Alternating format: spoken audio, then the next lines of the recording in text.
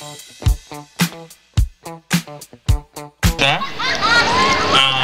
viens de Kinshasa. Je suis le fils de ma maman. Elle ne veut pas que je cite son nom parce que elle n'aime pas que je sois ici devant, quoi. Donc, j'étais le nom de ma maman. Avant de commencer, il y a des gens qui parlent anglais ici? Non. Non. C'est toi, là? Swahili. Habari yako? Betu hapo? Mbote na bino? Mbote. Dumela? Dumela. Bon, en fait, à part le lingala, le français, l'anglais, le swahili et le tshiluba, je l'ai appris quand mes voisins d'à côté se disputaient. Parce que nos voisins, en temps normal, ils parlent cette langue, la langue véhiculaire. Vous connaissez la langue véhiculaire? C'est la langue qu'on parle dans le véhicule, les lingala. C'est la langue parlée dans le véhicule. Donc, en temps normal, nos voisins parlent le lingala, mais en temps de discussion, comme on dit toujours, le linge se lave en famille, malgré tout que les gens vont oppresser. Et ils parlaient dans leur langue maternelle pour qu'on ne puisse pas comprendre. Et je voulais remercier à Chile et à Gadine pour m'avoir donné cette chance. Félicitations à vous.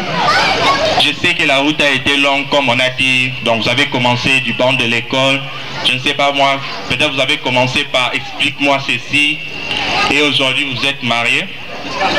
Mais moi aussi, je pense à me marier bientôt. Maman, je me marie bientôt. Hein? Mais je épouse une américaine. Vous savez pourquoi? Ok. En fait, j'ai découvert qu'il y a un avantage pour épouser une américaine. Le fait qu'on ne donne pas de dot. Comme je suis célibataire, endurci et hébergé par mes parents, je travaille pas, j'étudie d'abord. J'ai préféré épouser une américaine. Et en plus, le fait de ne pas donner la dot, j'ai le bonus que mes beaux-parents organisent notre mariage. Donc, c'est totalement gratos, je fais rien. Non, mais c'était un sketch. Je ne pousse pas une américaine. Non, c'est un sketch. Je vous ai... en parlant de mariage aussi, j'ai assisté à beaucoup de mariages. L'un des mariages que j'étais dernièrement, la mariée était quelque part et puis le mari était déjà dans l'église.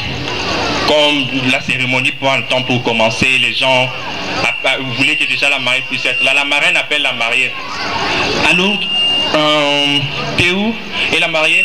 Non, on est juste dans un boulevard, il y a un embouteillage ici. Fais vite parce que ton mari et nous sommes déjà à l'hôtel. Et la mariée dit à l'hôtel, mais moi je croyais que le mariage était à l'église. Donc, un truc...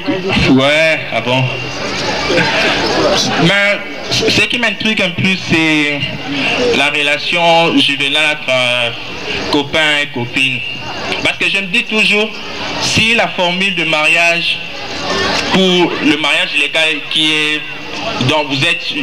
acceptez-vous de prendre cette femme pour le meilleur et pour le pire jusqu'à ce que la mort vous sépare. Celle du copinage est que acceptez-vous de prendre cette copine pour le meilleur et pour le pire jusqu'à ce qu'un enfant vous sépare. Non, parce que la relation entre copain et copine se termine toujours par un enfant. Quand il y a l'enfant, en fait l'enfant est l'élément d'union dans un couple légal, mais dans la relation entre copine et copine, c'est un élément de séparation. Ouais, sérieux. Je te dis mon frère, sérieux. En fait, je viens, comme je le disais, je viens de Kinshasa, la ville la plus religieuse du monde. À part le fait que nous avons des églises, j'ai remarqué qu'à Kinshasa, au fait de consacrer prêtre, jusque par le fait que tu roules dans une belle voiture où tu as de l'argent. Parce que ouais, grand prêtre, tu remarques, tu es en train de passer. Si tu roules en, disons, tu roules en Mazda, dans les gens ne s'intéresseront même pas de toi. Mais quand tu passes en ML ou à Prado, tu verras, grand prêtre, Et puis, pourquoi aller dans le sacerdoce si une Prado peut me faire un grand prêtre?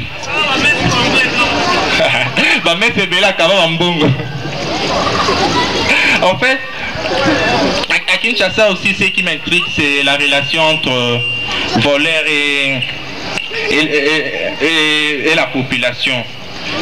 Parce qu'une fois je passais au rond-point Kaba, il y a un voleur qui m'appelle. Glody, comment ça va? Moi je me dis, comment tu connais mon nom? Il me dit que ne t'inquiète pas parce que je te connais comme le fond de ta poche. En fait, le gars me connaît comme le fond de ma poche. Pendant que moi-même, il y a des trucs que je mets dans la poche que je ne reconnais pas. Il travaille. De même avec le gouvernement. Le gouverneur nous gouverne et nous mente. Gouvernement, gouverner et mentir. Et puis, comment tu peux t'étonner que ces gars foutent les pays en bas, quoi. Ça, c'est un peu la politique. Mais je rêve un peu de rencontrer beaucoup de présidents. Je rêve d'aller à la baraque de Barack Obama. Je rêve un jour de me faire engueuler par Angela Merkel.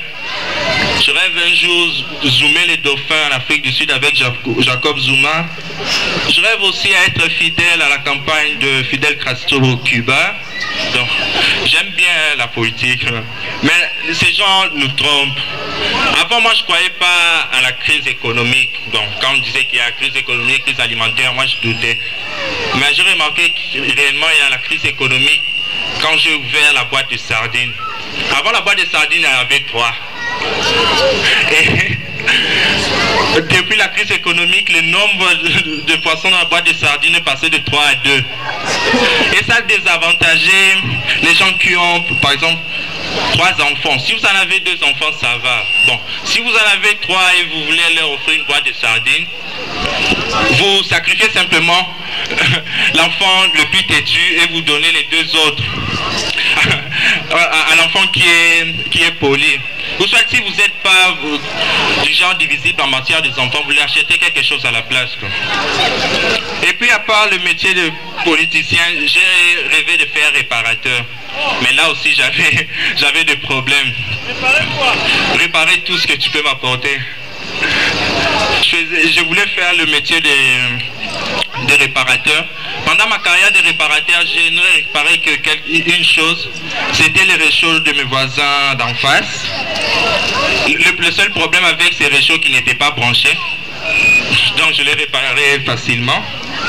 Et le problème, c'est qu'il m'a fait virer. Il est digne d'honneur, notre roi, il rend toutes choses possibles. Un Dieu merveilleux qui se sert de nos insuffisances et de nos imperfections humaines pour nous accorder la grâce de fleurir dans sa gloire et dans sa main. C'est ma direction. J'ai pété les plans sans abandonner ni baisser les bras. Une nouvelle patrie faible, malédiction. Dorénavant, je fais de l'avance, c'est ma direction. Ma direction. J'ai fui les sonneries, les bruits de chaises, moi cherche et d'autres. Dès que je sors de chez moi, je bouge avec des idées précises dans ma tête. Tous les mecs de mon âge disent il ira loin, ce mec ça se voit. Pendant que ne pense qu'à faire la fête. Je reste calme, sensé dans ce que je dis. Aïe là là, c'est idem pour ce que je fais. Je sais où je vais, je subis quelques échecs. Les grosses chutes me font mal, mais comme elles ne sont pas fatales, j'avance en chantant.